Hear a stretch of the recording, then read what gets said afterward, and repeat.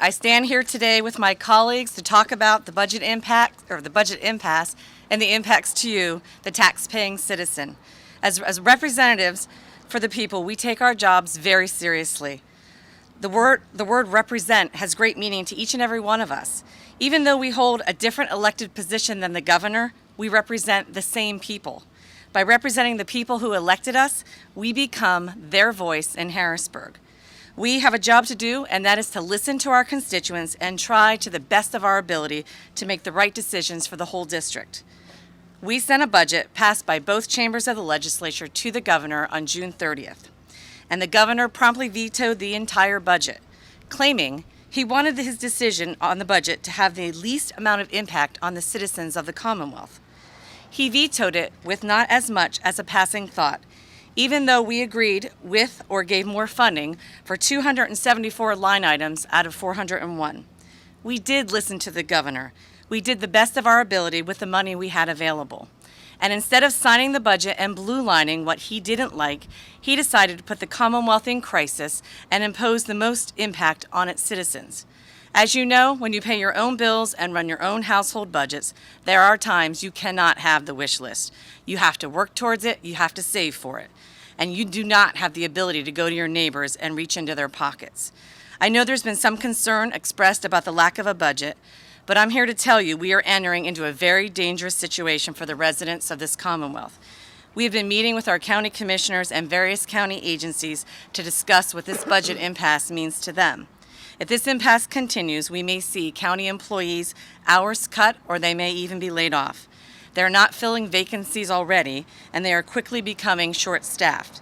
This will result in longer wait times for services, therapies, investigations, and counseling for children, the intellectual and physically disabled, and our seniors.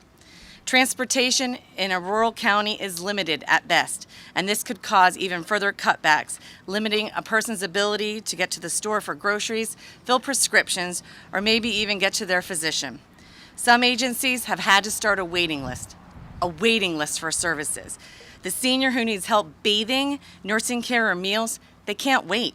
And as one family whose mother was recently diagnosed with terminal cancer and sought out services said to me, cancer doesn't wait for anyone, yet they are on a waiting list for services. These are real impacts to real people of all walks of life. Shortly after Labor Day, all of our agencies have said they will be out of money, and if they haven't already begun to take money out of the county's general fund, they will soon be, adding stress to already tight budgets and forcing our counties to take out lines of credit. With all due respect, Governor Wolf, I am asking you to look my constituents in the eye and tell them that you feel they gave you a mandate to raise our taxes. Have you left your office, as I have, and every day have someone roll down their window and yell out to you, "You can't raise my taxes"? People stopping you at the grocery store, the pharmacy, pumping gas, and asking you not to raise their taxes. Seniors writing you, calling you, or stopping by your office to tell you that they can't afford any more taxes, that this is it, their pockets are empty, and if we ask any more of them, they will have to leave their homes. These are seniors who don't drive new cars, go on fancy trips, and live more frugal than any of us can probably imagine. How do we look them in the eye and ask them for more? I was recently approached by a few new residents who moved into the area from out of state, and they were astounded at not only the amount of taxes they pay here, but the many different kinds of taxes they pay here. If you look on the internet, Forbes has ranked our state 10th for the worst states for taxes.